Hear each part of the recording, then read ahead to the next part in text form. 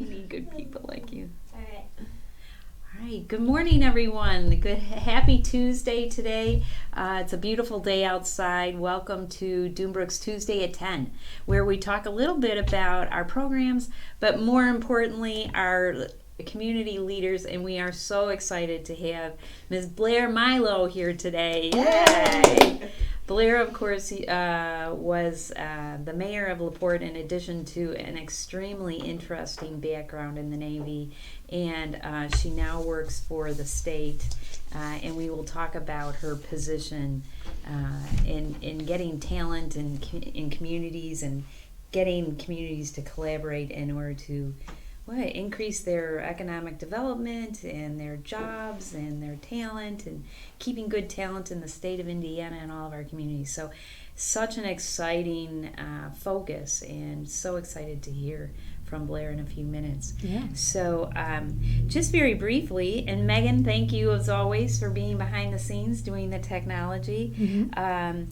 We'll talk a little bit about our programs, and of course Doombrook, it does child abuse prevention and intervention. Prevention being our Healthy Families program, where we work with expectant moms and new moms and dads to improve and support and help them in any of the multi-dimensional issues that come up with being a parent, Mm-hmm. which are always interesting and always the unknown, especially during this time of COVID. So that program is called Healthy Families. It's free. You get a free pack and play during the assessment, whether you join or not. Yes, thank you, Healthcare Foundation of LaPorte, for that grant. And you can just call our 800 number if you're an expectant mom or a new mom to have us come into your home and give you support. And of course, during the COVID crisis, we are actually doing that virtually. Our public ed program goes into the schools and empowers children to stick up for themselves during a time when there might be an inappropriate touch and how to handle that. And we also have parenting tips online at our Facebook page that parents can go to, and videos of activities and a book of the week and an activity of the week to help parents navigate through this time of having children under their roof. Yes. 24/7. And our Child Advocacy Center is doing very well. Our collaboration with Department of Child Services, where we interview children with suspected cases of abuse. We are doing that one-on-one using safe distancing. So without further ado, those are our programs in brief, and Miss Lisa Scheller will talk about our fundraising, which of course with COVID-19 has added some challenges for everyone in the whole organizations. World. So we've been pretty creative, thanks to Lisa, in navigating through that. So you want to give us a little update? Yeah, sure. So as we've talked about over the past couple of months, we had the gala, which we were to raise $60,000 for. That was in our budget. And with the COVID, we had to become creative and do some virtual asks. And to date, we've raised $48,690 of the $60,000. So really we great. thank all of our donors, new donors, past donors, and people who have stepped up to help us continue our programs, because without those funds we would not be able to be doing what we continue to do today. So we're very thankful for that. And we have the Dragon Boat races, which is a big fundraiser for Doombrook that would happen the weekend after Labor Day.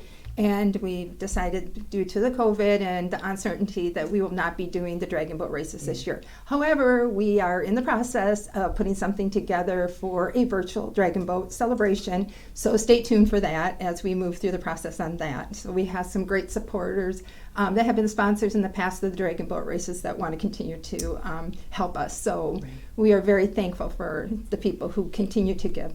And the new date, of course, for 2021 is September 11th, 2021. For any of you who are listening, and our top teams, September 11th, 2021. Yes. So we will be back in the competitive mode in beautiful Stone Lake in LaPorte for the Dragon Boat races. Thanks, Lisa, on that. Yeah, absolutely. And if you want to donate to Doombrook, you can go to our website, doombrook.org, and there's a donate button on there. Just push the button and it will walk you through the donations. So any donation of any kind, 5, 10, 25, 30, 100,000, whatever you decide in your heart that you want us to contribute to Doombrook, we would, appreciate that to continue on with our services.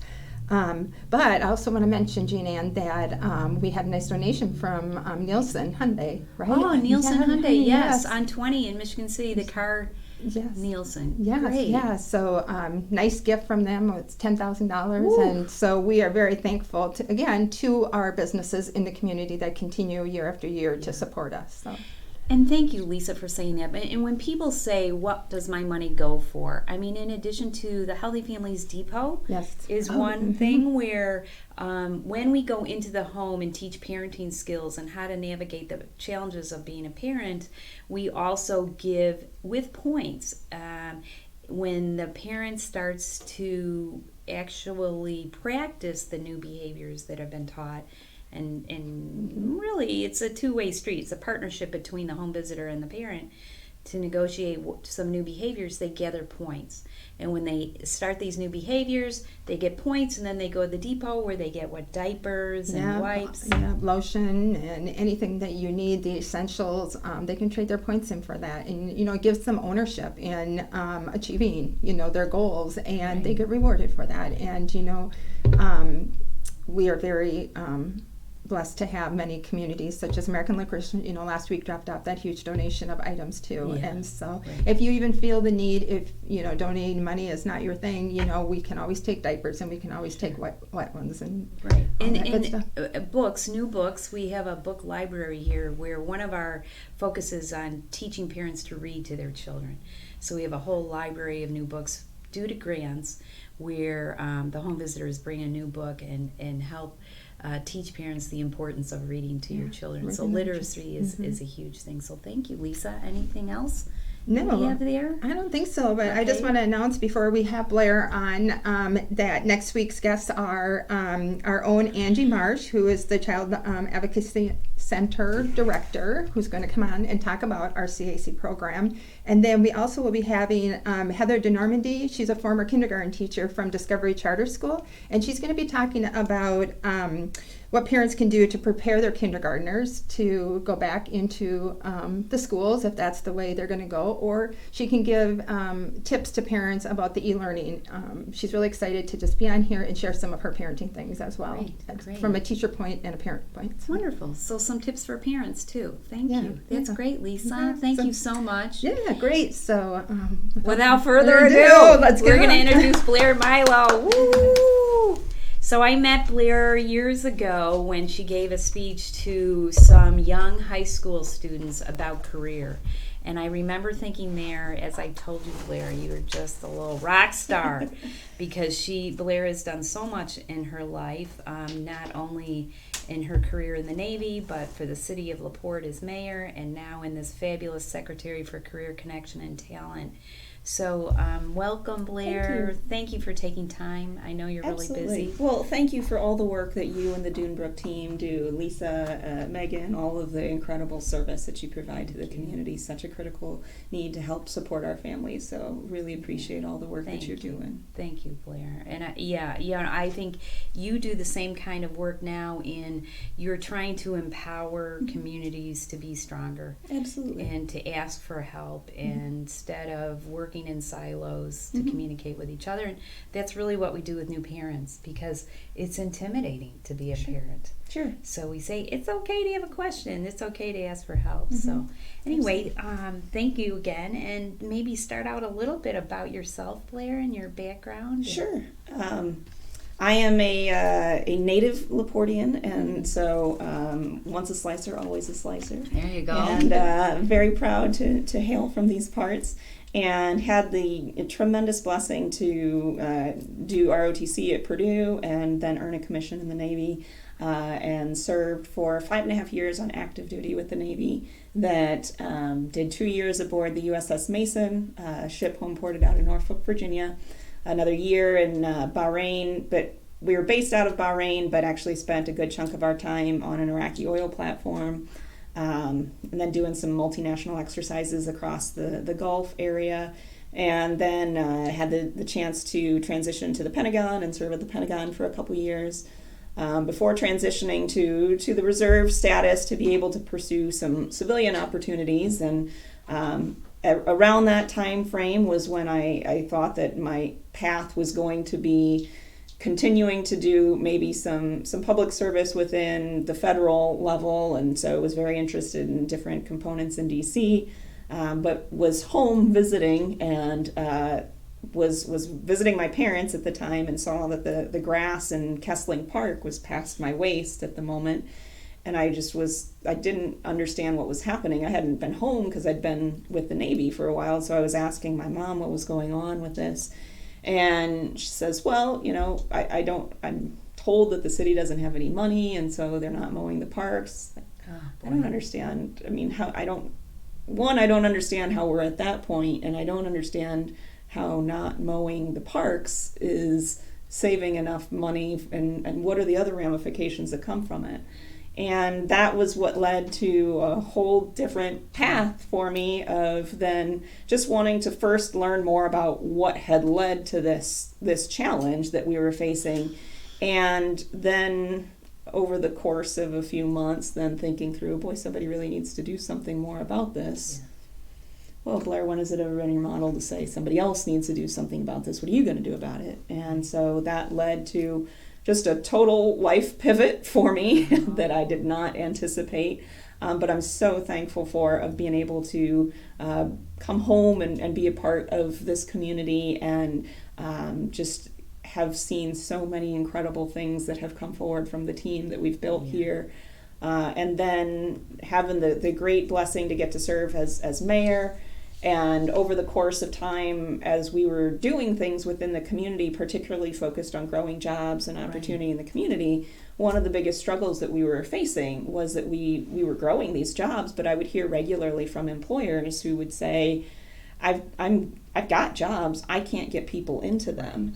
And so when I started trying to understand a little bit further about what some of those barriers may be, I realized after more conversations with other mayors across the state, and in fact other mayors in places across the country, that there were similar challenges that they were facing. And that tells me that, okay, there's something bigger, systematic going on here. And so had the opportunity to dig in a little bit further into understanding workforce development, which candidly I had never heard the term prior to probably 3 or 4 years into my mayoral term, and learning so much more about how people connect up with work. And what I learned over that time period and continue to learn is that the jobs just keep changing.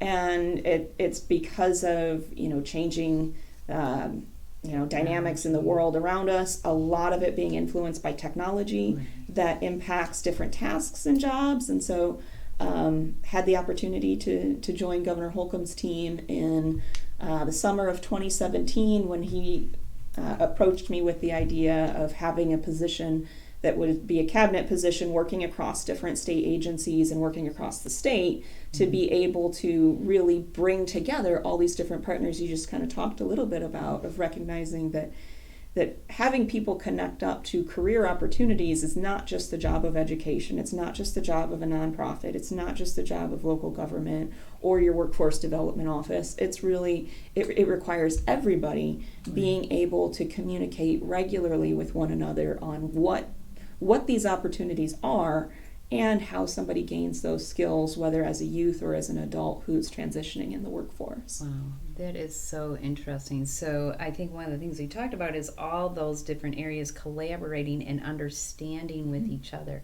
As you said, it's not about bringing in new initiatives to a certain extent, but understanding each other and how do we strengthen the needs. And well, one of the things that I would come across regularly, especially as I was trying to learn more about LaPorte's workforce system and seeing, who was doing what where, I would see really creative initiatives that our employers were doing in places. We were having great conversations with Ivy Tech in certain areas. We would talk to the schools about things. Junior Achievement was doing incredible work. And so what I couldn't wrap my head around is like, okay, if all these people are doing these good things, well, then why isn't this all connecting? And then upon further evaluation and connecting up with some incredible leaders that we work with now from a team called Civic Lab out of Columbus, Indiana, then I realized that it's because it's not a single thing, it's a system thing.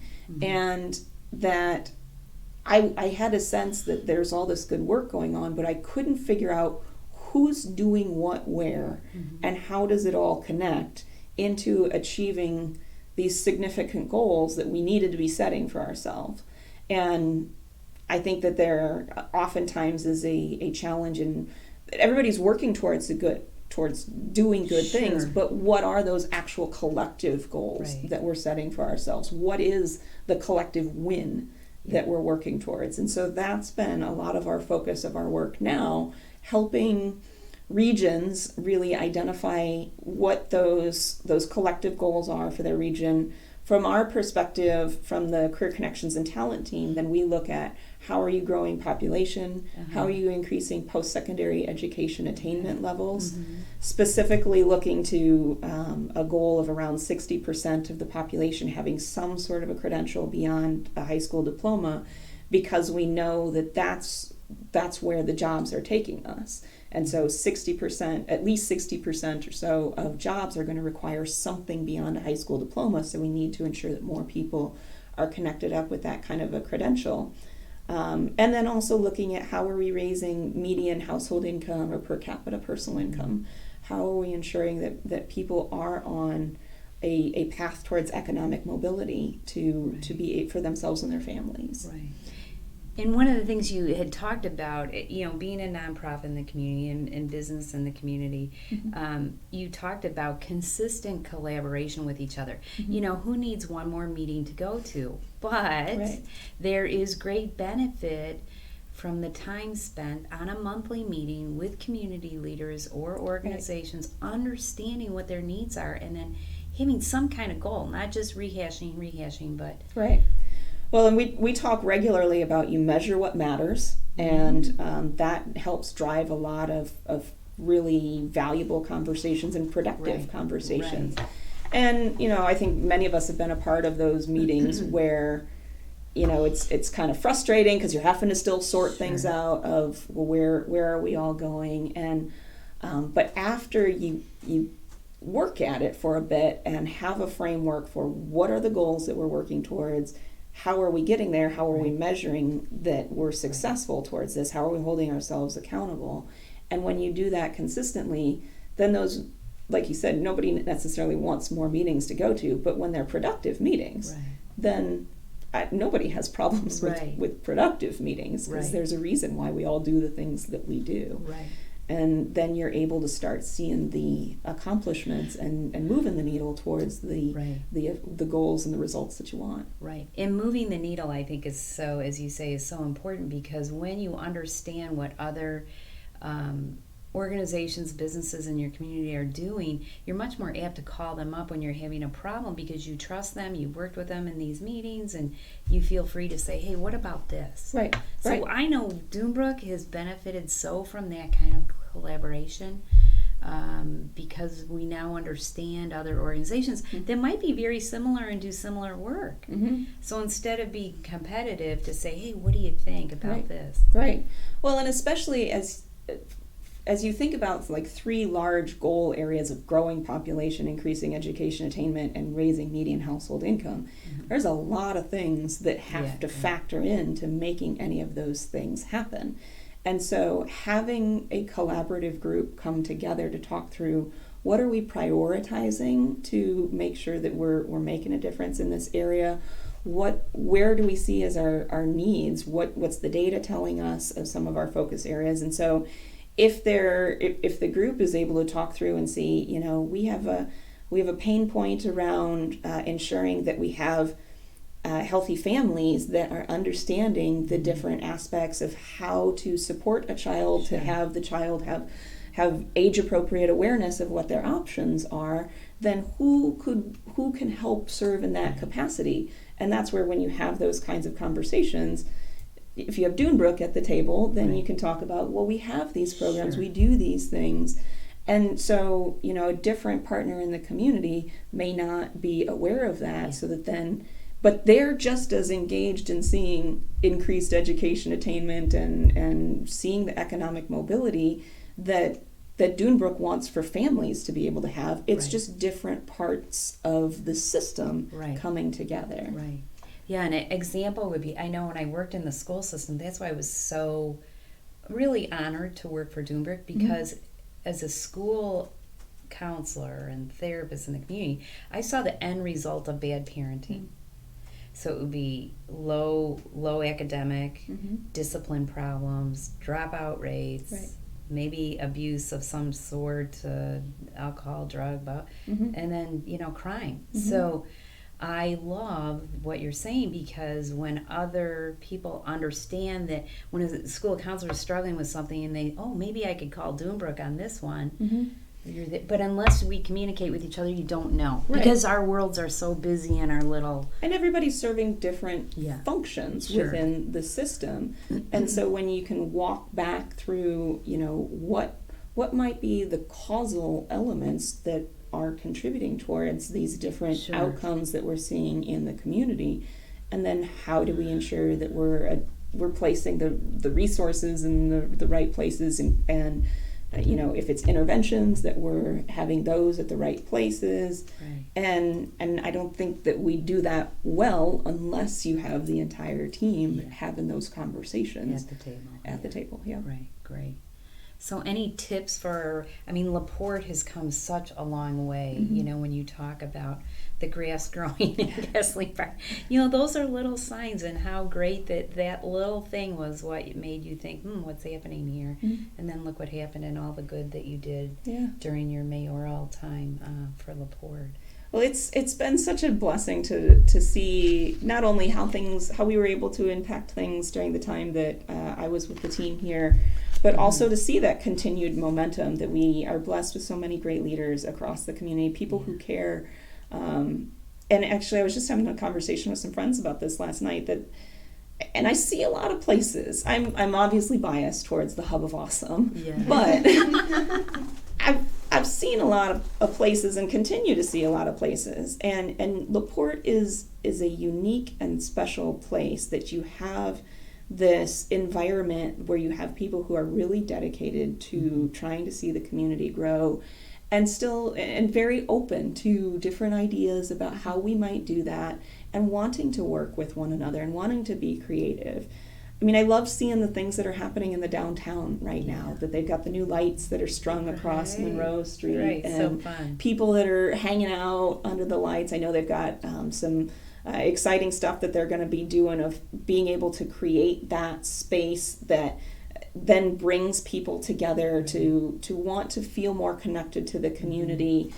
And especially in these challenging times of, not only the health challenges, but the conversations happening around social justice and racial justice, and being able to have people be able to connect with one another and understand different lived experiences, and creating more of those opportunities for people to learn from one another, to hear one another. And that's what I see happening more and more across the community, of people wanting to be intentional. You've got leadership that is being intentional about trying to cultivate that through the built environment, and so many people in the social world and the nonprofits and the schools, who all help cultivate society in that way, so that we can have more experiences for us to learn from one another. And that's what I think has always been special to me about LaPorte, and what I think is just needed now more than ever. And LaPorte is such a special place to be able to help bring those things together, and be a leading community in many ways for how to do some of these things. Right. That is so heartwarming, because I think LaPorte has such a great heart and a beautiful history. And when you talk about, especially during COVID, is a small community, any one of our small communities, let alone our state, let alone our country, is, if there's a takeaway from this whole pandemic, would be intentional sharing and patience. And we see in the national news all the lawsuits about who's wearing a mask. Oh, come on, wear a mask. It's like, come on. but to be intentional on being patient with each other and hearing each other. So thank you for saying that, Blair. Well, and I give a ton of credit to Governor Holcomb for how his leadership style contributes towards that. That's also part of who he is as an individual, that he is someone who likes to learn and hear from different people, and to gather a team that is very thoughtful about hearing one another and then thinking through what are the steps that we need to be putting into place, whether it's talking about the health aspects of things, but certainly we're continuing to have those conversations about what can state government be doing differently to address things as we're hearing and listening more and to different perspectives. And I think that there's just I'm so pleased with his leadership, and to see where the state can, I think, be a leader as well, and LaPorte certainly being a key contributor towards that. Yeah, I have to say he's been wonderful. I mean, first of all, just his demeanor. He's very calm. You can tell that he's done everything you've said. Talked to all the powers that be, health, whatever. You know, he's been wonderful. Well, and again, I'm a little bit biased because I'm so thankful to have gotten to know them, but the team that he has assembled, I mean, Dr. Box, Dr. Sullivan, Dr. Dan, Steve Cox, who's at Homeland Security, Doug Carter, the superintendent of state police, all these folks, it has been, as hard as it was for me to leave LaPorte to be able to serve in this capacity now, I am so thankful to have had the chance to get to learn from these individuals and the passion they have for the work they do, and the leadership they bring to the table. And they're all just very thoughtful folks that are trying to do the best to serve the state and to work as a team to do that. And I think that's, in some ways, I mean, Indiana certainly has the challenges that the nation has, but you see some different results in Indiana than some of the other states because of the kind of communication that exists internally and how they're trying to have the conversation externally to be, as thoughtful about our responses to things as we can be. Can they bring that to the national level? Please, Blair. Well, I'm sure that Governor Holcomb is regularly asked about different things, and he tries to provide his as much guidance as he can. Oh boy, no. Well, you can tell the difference, and isn't that such an interesting concept to me? It's listening to your team and working together and having the patience to hear them out and then negotiate and compromise, and there you come up with a great leader who then tells our state what's up and what's happening. Well, and we have a benefit that, and again, this is all going to show some of my bias towards things, so Governor Holcomb is a Navy veteran. Oh, well, there you go. They're in the club. Right. I like to think that, he's had some of the benefit of the training and the not a bad club, right, Blair? I don't think so. I think it's pretty great. Right. Well, and we talk about LaPorte being a special place that had one of my first actual ship captain, who is still a mentor for me, came to visit when I was mayor, and he and his wife were in the Midwest for a wedding, and so said, we've heard about this city from you for so long, we'd love to come see it. And it was interesting when he came to visit, and I was showing him all around, and he says, I'm a Navy brat myself. His dad was career Navy. He says, the community that you have here is this idea of a hometown that, he says, I'm so jealous of, because that was never something that I had. But it's amazing to see the true sense of community and what that means. For him, community was the Navy. Sure. Because that was what he grew up knowing. And now he's actually a 3-star admiral, that he's in charge of the 6th Fleet for the Navy. How exciting. So I love being able to think through, knowing that LaPorte has those connections. Yeah. No kidding. Yeah. No kidding, Blair. Well, we could just talk all day to Blair Milo. But Blair, thank you again. Is there anything else, tips for any of us, or thoughts or your future or anything you want to last minute that you haven't thought of that you think might be good to mention? Or Well, I would just love for anybody that is out watching this, and if you're knowing of folks who are looking for some educational or employment or access to other resources, that the team did put together a rapid recovery portal that can be accessed on a website called yournextstepin.org. okay. We also have an 800 number that is available on the website there as well. I should know it off the top of my head, but I don't. We just adopted it because we've been trying to spend a lot of time listening to folks of like what are the barriers that you're still continuing to face. But there are some additional resources for being able to earn a certificate in a career field that is continuing to hire, has growth opportunities, and so that's available at yournextstepin.org. Okay. There's also connection to employers that are hiring right now. So if somebody has been displaced as a result of some of the economic crisis, or if they had been previously displaced, then there's connections there to career exploration. And we also recognize that there are some significant questions people are having to answer in the education and employment realm, but there may be some that before they can get to that point, there may be a question on how am I putting food on the table for my family tomorrow?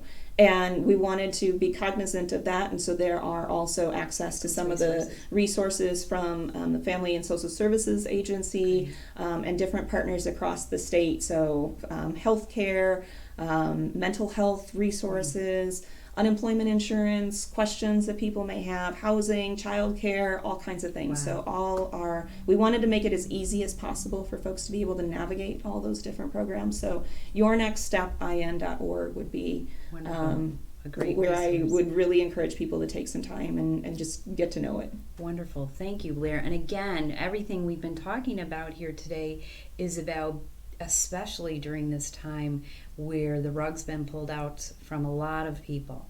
Everything from housing and paying your rent. Mm-hmm. I mean, there are funds available to support people in doing that, to getting food on the table, Mm-hmm. to a new job because you don't have your job anymore. I know at the Civic Auditorium, for instance, they have free COVID testing. The month of July, 8 to 8. You do not have to be a U.S. citizen. So there are tons of resources available. So again, Blair, thank you. yournextstep.in.org is part of the rapid recovery tool that Just yournextstepin.org. Okay, yournextstep.in.org. Okay. Just the one. Yeah. Oh, okay. It's linked in the comments. There Thank we you, go. because I'm goofing up. Thank you, Megan. Thank you, Blair. Honestly, that is so helpful for our listeners, and I think any community members listening to you, the whole idea of collaboration and taking the time to communicate with each other, and it's just so enjoyable to talk to you, and your career is so multifaceted and so interesting, but always doing great work for others. And Well, I am a product of this community. Well, so thank I'm you. so thankful for all of the leaders who have cared for me over the years. Well, and we're thankful for all that you've done for all of us, and will continue to do as governor and then president of the United States. Just kidding. Just kidding. Let's work on getting people jobs. Yeah, right okay, now. we'll start Some there. education. We'll start there. All right. So, Miss Lisa or Megan, do we have any questions or anything? I don't see any No, we're questions. good? All right. Miss Lisa, did you have anything else you wanted to add? Or No, I really don't. I just have enjoyed listening to Blair talk about all these great things that are happening and well needed, and people need to hear about those things. Yeah. Great. Well, thank you again, Blair. Yes, and absolutely. everyone, have a great day. Be kind to yourselves, be kind to others, and we will see you next week. Thank you again. Thank you.